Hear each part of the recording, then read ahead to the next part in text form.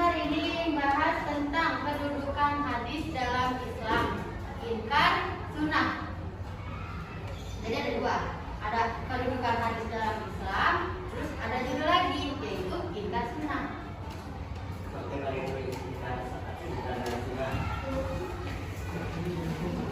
Sampai sedikit aja.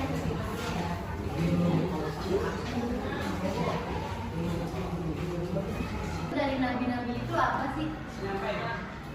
Yang tahu nggak? Menyampaikan wahyu. Terus? Ini apa? Magisi. Kan? Iya. Agama Islam. Si.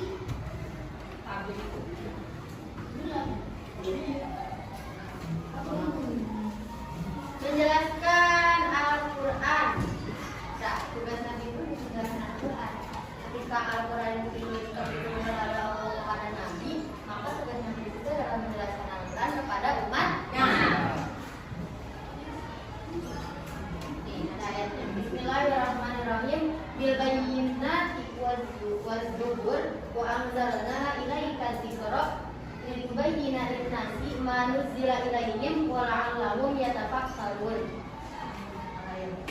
Artinya keterangan-keterangan atau mukjizat dan kitab-kitab dari kami turunkan kepadamu Al-Quran agar kamu menerangkan pada umat manusia apa yang telah diturunkan kepada mereka dan supaya mereka memikirkan. Ada yang tahu nggak itu terdapat dalam surat apa? Dalam surat An-Nahl ayat 1. Selanjutnya tugas Nabi itu yaitu Rasulullah merupakan teladan baik yang wajib dicontoh oleh setiap muslim. Ada lagi nih dalilnya.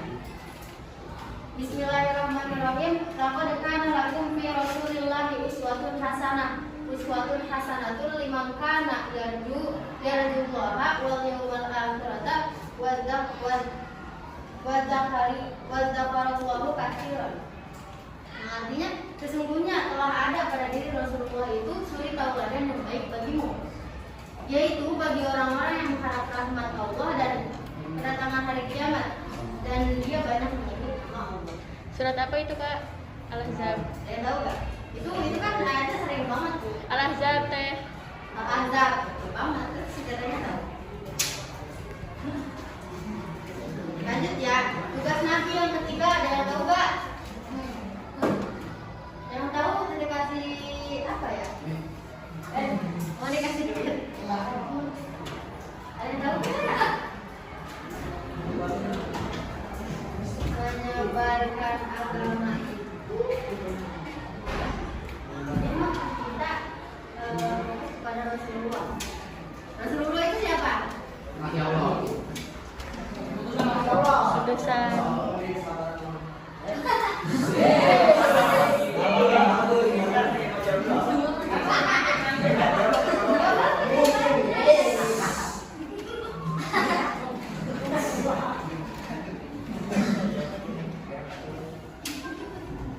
Lanjut ya, tugas Nabi selanjutnya itu adalah Rasulullah itu wajib ditaati. Iya nggak? Iya. Pernah nggak sih dengar cerita kalau Nabi itu ngajarin mencuri? Enggak teh. Ada juga nih ayatnya. Ya ayyuhalladzina amanu utii'ullaha wa rasulahu wa la tawallu anhu wa antum tasma'un. Hai orang-orang yang beriman, taatlah kepada Allah dan Rasulnya dan janganlah kamu berpaling daripadanya. Sedang kamu mendengar perintah-perintahnya. Itu ada di surat Al-Anfal. Salah. Baik. Ada lagi sih, satu lagi dalam surat An-Nisa ayat 80. Ada yang bisa bacain? Kalau lihat bisa. Enggak apa-apa. Lihat coba. Ada Al-Qur'annya enggak? Siapa? Siapa nih? Siapa? Murotal ya, murotal. Adit. Artinya ya.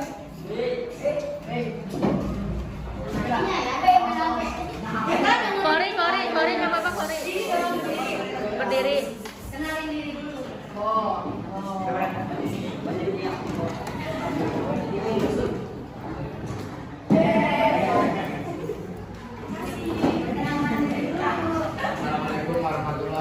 wabarakatuh. Waalaikumsalam warahmatullahi wabarakatuh. Perkenalkan, nama saya Katon Wisnu Graha Putra. Katon Wisnu Graha Putra. Dipanggilnya? Katon.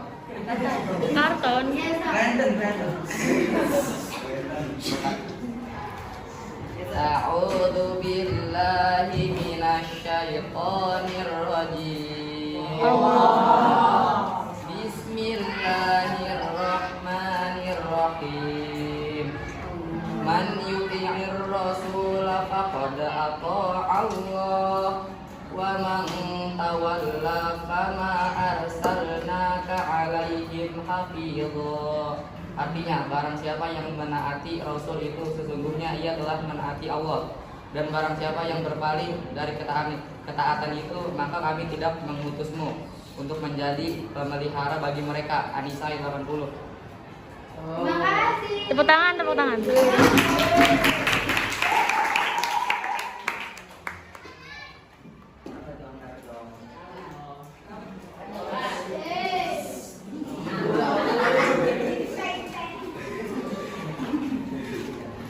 Kasih hadiah.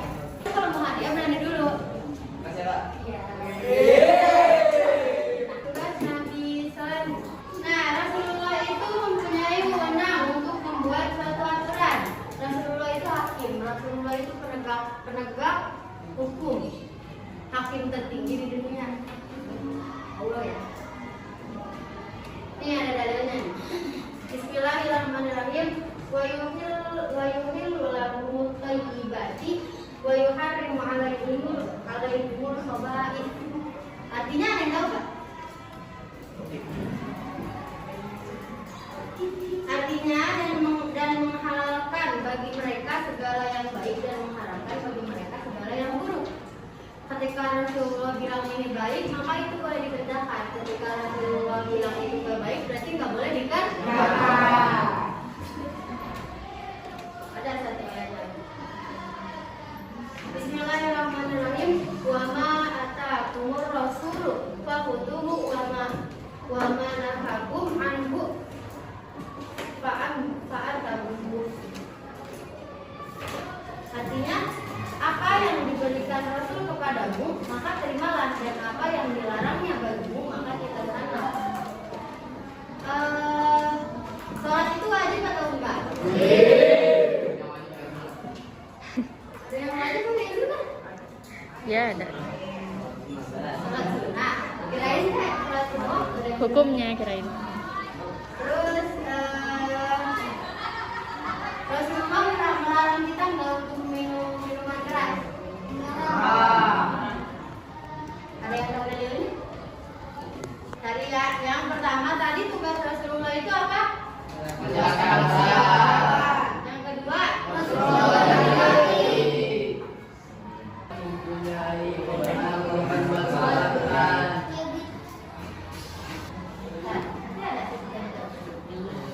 Sekarang dari semua tadi bacaan Al-Quran, dari semua tugas-tugas yang ini ya yang udah dijelasin, itu tuh ada kesimpulannya.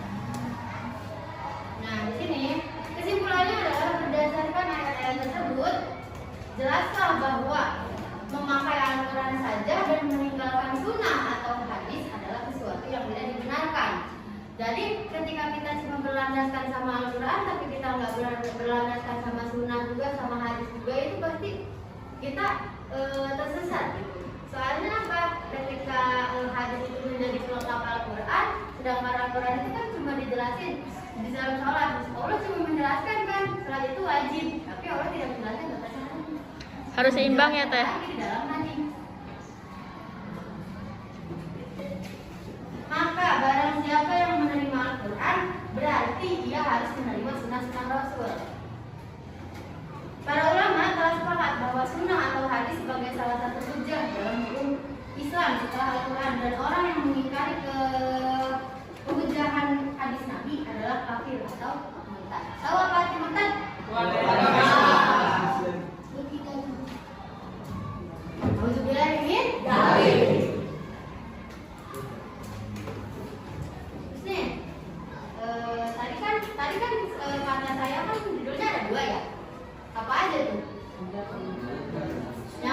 Ingkar sunnah. Yang pertama yang kedua ingkar sunnah. Ingkar sunnah ada yang tahu nggak sih, pernah dengar nggak sih istilah ingkar sunnah? Enggak. Baru pertama kali. Jadi ingkar sunnah itu ialah paham yang timbul dalam masyarakat Islam yang menolak hadis atau sunnah sebagai sumber ajaran Islam. Jadi kayak yang tadi Menolak tadi, hadis. ketika seseorang sudah menerima Al-Quran dalam hidup dia, maka dia harus berarti menerima sunnah dan juga hadis-hadis dari Rasulullah. Nah, ketika kita menolak ajaran Nabi atau hadis Nabi, sunnah Nabi, maka kita termasuk ke dalam ingkar sunnah. Bisa ngerti nggak dari itu? Bisa dipahami nggak? Bisa dipahami nggak? Tadi ingkar sunnah itu apa? Menolak hadis. Paham yang timbul dalam masyarakat Islam yang menolak hadis atau sunnah sebagai sumber ajaran Islam. Ada yang bisa ulang? Secara bahasa aja teh. Menolak. Inti. Kalau spesifiknya mah dijelasin sama presentator kedua. Angka ingkar sunnah. Tadi masih pada hafal nggak? Apa pengertian dari ingkar sunnah? Apa?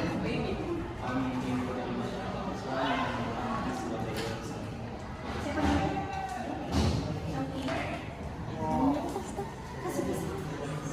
Kalau sunnah sebagai sumber ajaran Islam.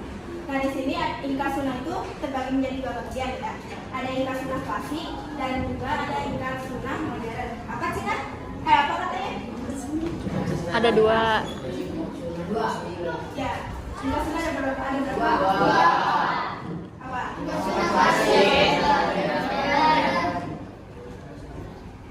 Nah di sini ada sejarah ingkar sunnah tentang ingkar sunnah klasik ya.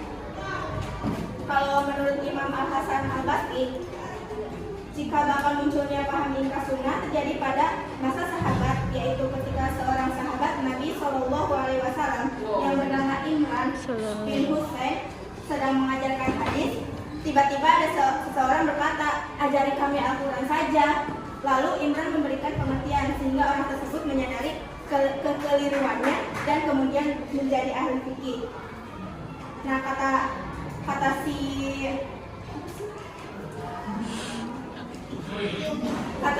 seorang ini kepada Imran itu, dia itu ngomong katanya ke si Imran itu ajari kami Al-Quran saja, jangan ajari kami tentang hadis. Pokoknya hadis itu menurut mereka itu apa sih?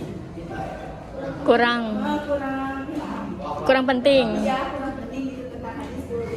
Jadi dia mereka itu pengennya cuma mempelajari tentang Al-Quran saja. Nah di sini ada ingkar sunnah klasik berkembang pada abad kedua Hijriah pada masa Imam Syafi'i di Basrah, Irak. Imam Syafi'i pernah mendekat dengan orang yang menolak sunnah. Setelah melalui perdebatan yang panjang, rasional dan ilmiah pengingkar sunnah tersebut tunduk dan kenyataan menerima hadis. Karena Imam Syafi'i diberi julukan Nasir as-Sunnah, yaitu pembela sunnah. Akhirnya pada akhir abad 3 Hijriah, paham ingkar sunnah klasik itu lenyap dari peradaban. Di sini ada sejarah ingkar sunnah tentang ingkar sunnah modern. Di sini setelah ingkar sunnah klasik tidak terdengar lagi gaungannya selama 11 abad, maka pada abad ke-14 Hijriah atau 19 Masehi muncul lagi paham ingkar, tapi paham ingkarnya tentang paham ingkar modern. Nah di sini paham ingkar modernnya itu pertama kali munculnya ada di Mesir dan di India, yang akibatnya pengaruh kolonialismenya yang melanda negara-negara muslim. Di sini itu ada tokoh ingkar sunnah modern. Siapa tuh? Kalau di Mesir itu ada Syekh Muhammad Abu, ada Taufik Sidki, ada Ahmad Amin, ada Ismail Adham, dan ada Abu Raya. Di sini saya akan menjelaskan tentang Syekh Muhammad Abu ya. Syekh Muhammad Abu itu adalah orang yang pertama kali melontarkan gagasan ringkas sunnah pada masa modern di Mesir. Ingat-ingat ya. Siapa? Syekh Muhammad Abu itu adalah orang yang pertama kali melontarkan gagasan ringkas sunnah di Mesir. Tokoh pertama. Di Mesir.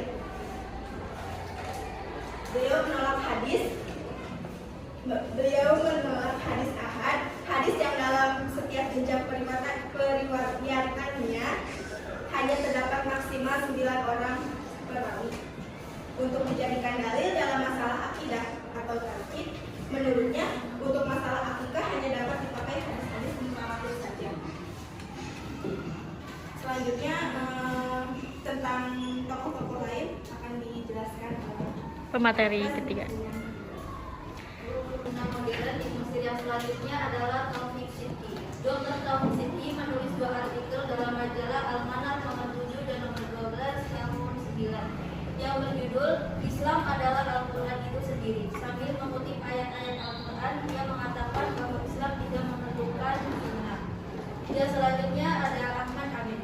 Pada tahun 1929, Ahmad Amin menerbitkan bukunya Faid al-Islam, di mana beliau mengulas masalah hadis dalam satu bahasan khusus. Namun sayang dalam bukunya tersebut beliau memberikan keraguan tentang hadis. Yang selanjutnya ada Ismail Adam.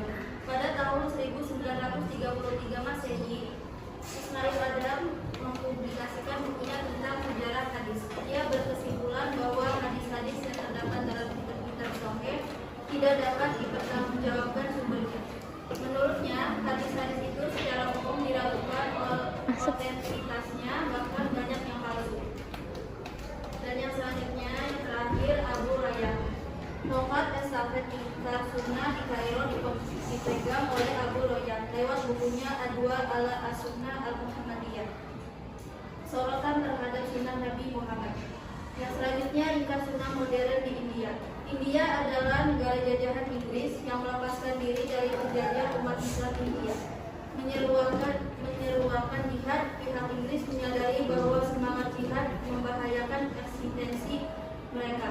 Karenanya, pihak Inggris merupakan kelompok yang dinamakan ulama muslimin yang mau memberikan fatwa bahwasannya jihad tidak wajib dengan mengkritik hadis-hadis tentang jihad. Di antara tokoh-tokohnya adalah Warab Ali dan Mirza Ghulam Ahmad. Tokoh-tokoh selanjutnya akan disampaikan oleh Fadila. Sunnah modern di India itu ada Ghulam Ahmad Parvez. Jadi Ghulam Ahmad Parvez itu mendirikan organisasi yang bernama Ahlul Al-Quran, yang artinya keluarga Al-Quran. Namanya bagus, cuma isinya menyesatkan. Parvez menolak hadis secara keseluruhan, hadis Ahmad dan mutawatir, karena menurutnya Al-Quran hanya menyuruh kita mengerjakan sholat, sementara tata caranya diserahkan kepada kepala negara untuk menentukannya. Sedangkan tokoh Inkar Sunnah modern di Malaysia bernama Husin Ahmad. Selanjutnya, Inkar Sunnah modern di Indonesia. Tokoh-tokoh Inkar Sunnah di Indonesia diantaranya adalah Abdul Rahman Ahmad Sutarto, Mazhar Syamsu, Dalmi Lubis, dan lain-lain. Mereka menerbitkan banyak buku yang menurut penelitian MUI, buku-buku tersebut menyesatkan dan mengganggu stabilitas nasional. Maka, pada tanggal 30 September 1983, Jaksa Agung RI melarang beredarnya buku-buku mereka. Buku-buku karangan Inkar Sunnah di Indonesia diantaranya ada Al-Maidah, yang kedua ada Perbandingan Agama, yaitu Al-Quran dan Bible. Yang ketiga, Al-Quran tentang manusia dan masyarakat.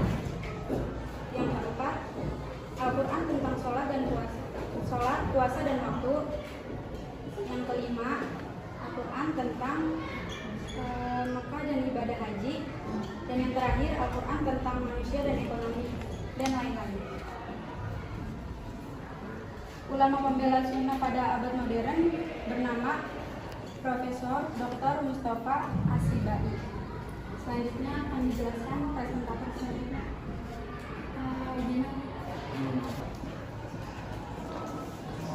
Profesor Dr. Mustafa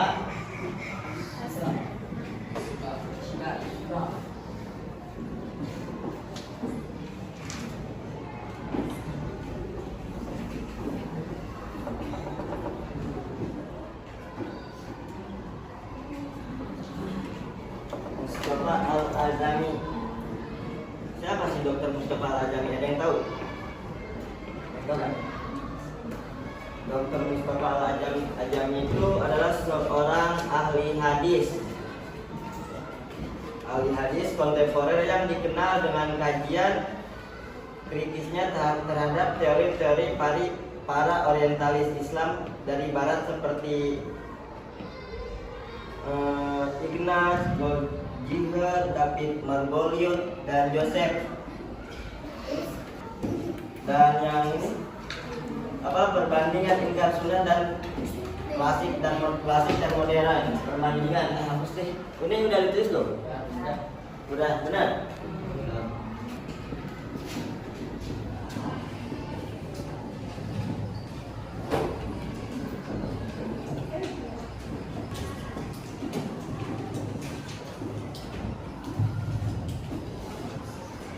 Apa itu perbandingan ingkar sunnah dan klasik dan modern? Yang pertama ingkar sunnah klasik.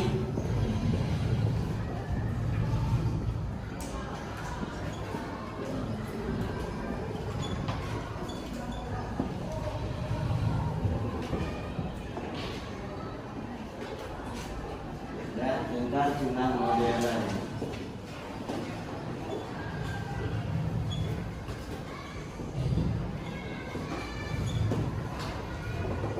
Ingkar sunnah klasik perkembangannya yang pertama muncul pada sahabat-sahabat, berkembang pada abad kedua di Basra, Irak. Yang kedua sebabnya mungkin ketidaktahuan akan fungsi dan kedudukan sunnah dalam Islam, dan bentuknya bersifat perorangan dan tidak mengklaim dirinya pembaharu atau mujtahid. Dan ingkar sunnah modern yang pertama ada muncul abad ke-14 Hijriah di Kairo, Mesir, dan India, Pakistan. Itu perkembangannya, dan sebabnya pengaruh kolonialisme yang ingin melumpuhkan Islam. Dan bentuknya kelompok yang terorganisir dan tokoh-tokohnya banyak yang mengklaim sebagai pembaharu.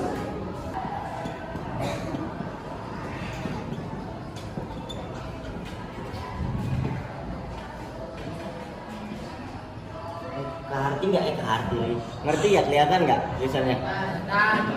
Maklumnya cowok tuh.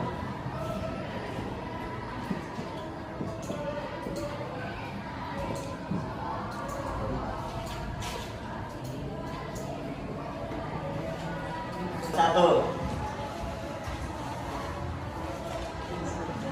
tidak percaya hadis Rasulullah. Yang kedua, nomor 2, dasar hukum Islam hanya Al-Quran saja. Dasar hukum Islam hanya Al-Quran saja. Yang ketiga, salat mereka bermacam-macam.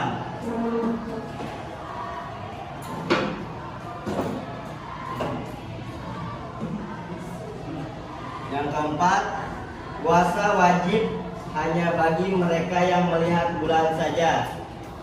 Puasa wajib hanya bagi mereka yang melihat bulan saja.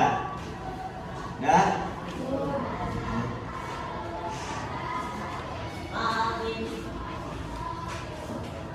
Dah? Yang kelima, Nabi Muhammad tidak berhak menjelaskan isi Al-Quran. Nabi Muhammad tidak berhak menjelaskan isi Al-Quran.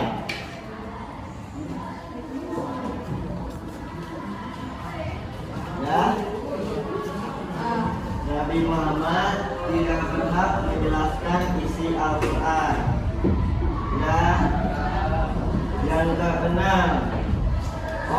yang meninggal tidak disolati karena tidak ada perintah dari Al-Quran. Orang yang meninggal tidak disolati karena tidak ada perintah dari Al-Quran. Dan yang terakhir, pakaian ihram bebas. Sekarang lanjut.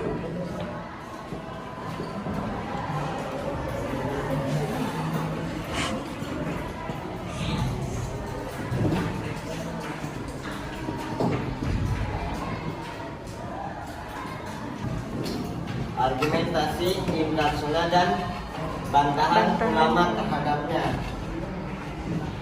Yang pertama, argumentasi ingkar sunnah.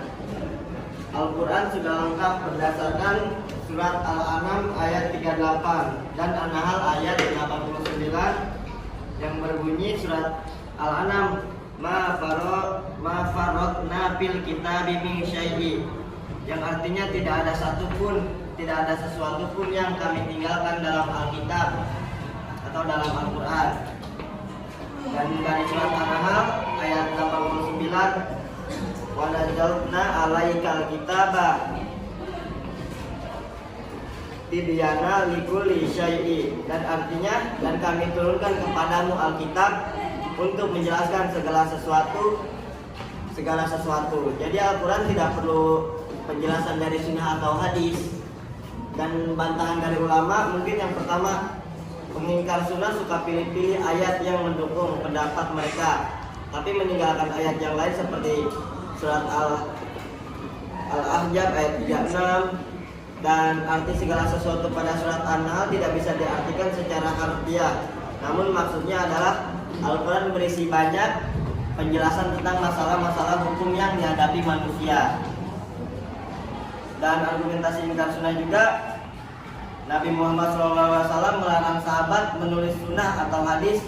Seandainya sunnah atau hadis adalah sumber hukum Islam, maka tidak mungkin Nabi Muhammad melarang penulisnya.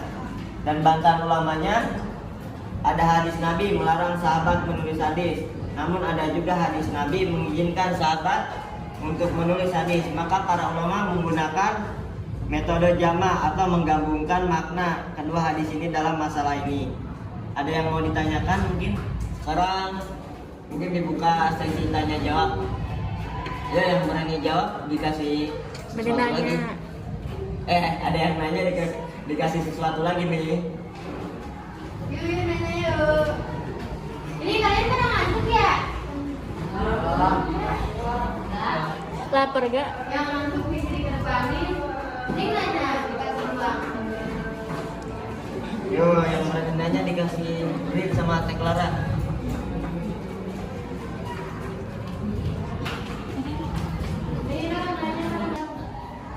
Apa? Pertanyaannya apa?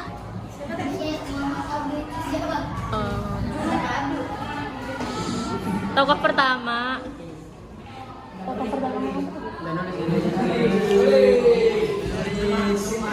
Gak nulis ya. Ih, ketahuan gak nulis. Apa? Nah, kalau boleh nulis hadis itu apa hadis yang memang udah ada larangannya atau belum?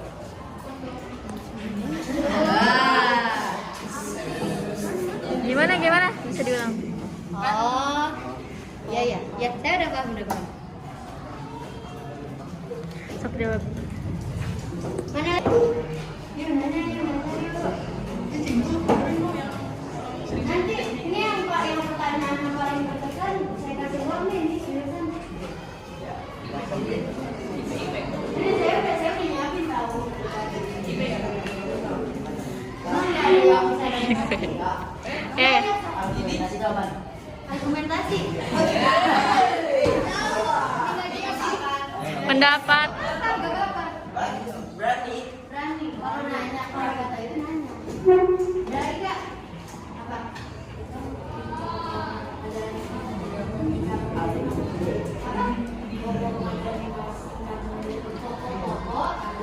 Coba berdiri, suaranya kerja kencang. Tingkat modern Kak, tadi yang ngejelasin. Pokok-pokok ajaran ingkar tafsir. Pokok-pokok babnya dia tuh jurnalnya. Apa? Satu ya. Sabar. Berdiri. Perkenalkan nama. Namanya siapa? Waalaikumsalam. Perkenalkan, nama saya Shofi Musyafa Ramadan. Siapa? Shofi Musyafa Ramadan. Dipanggilnya Shofi. Kan di pokok ajaran Ingkar Sunnah ada salaf, mereka bermacam-macam. Maksudnya salaf, Salat. Salah. Salat.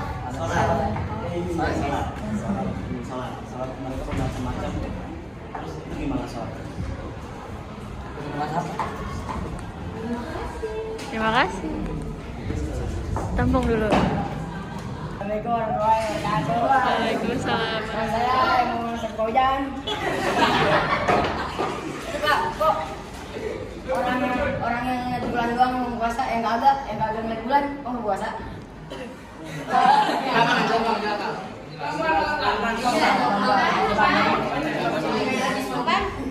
Orang-orang yang ngeliat bulan doang yang puasa, yang kagak ngeliat, yang gimana kak?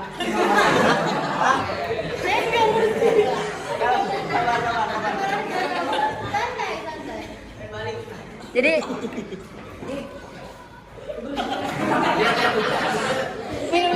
minum. Tulis. Beda. Udah ya. Yang puasa orang-orang yang ngeliat bulan kak. Yang puasa itu hanya orang-orang yang melihat bulan. Orang yang nggak lihat bulan itu nggak harus puasa. Ini nama kak. Oke. Jawab pertanyaan dari siapa? Jadi yang pertama itu pokok-pokok ajaran Ingkar Sunnah. Yang pertama ada tidak percaya pada hadis Rasulullah. Yang kedua, dasar hukum Islam hanya ada Al-Quran saja. Yang ketiga, sholat mereka bermacam-macam. Yang keempat, puasa wajib hanya bagi mereka yang melihat bulan saja. Yang kelima, Nabi Muhammad tidak berhak menjelaskan isi Al-Quran. Yang keenam, orang meninggal tidak disolati karena ada perintah dari Al-Quran. Dan yang terakhir, pakaian jilbab itu bebas. Mungkin yang di dalamnya itu sebenarnya pokok-pokok ajaran Ingkar Sunnah ini yang tadi ada 7 itu sepertinya ajaran-ajaran yang menyimpang atau yang berbelok sedikit gitu. Jangan Kan dipakai. sudah tadi yang pertama itu apa? Tidak percaya itu sedikit menyimpang kan? Sesat kan?